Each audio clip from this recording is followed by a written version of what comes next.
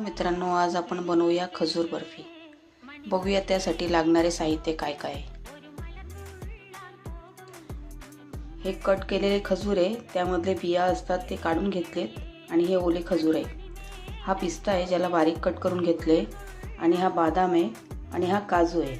आणि सर्वात महत्त्वाचं म्हणजे त्यासाठी लागणारं घरात बनवलेलं साजूक तूप, तोही मी रेडी केलेला आहे। आता बघूया पुढे काय करावे। गॅसवर मी कढई चढवली आहे आणि एकदम स्लो फ्लेम मध्ये कढईमध्ये थोडासा तूप टाकून त्यामध्ये एक एक करून सर्व जिन्नस आपण रोस्ट करून घ्यावे।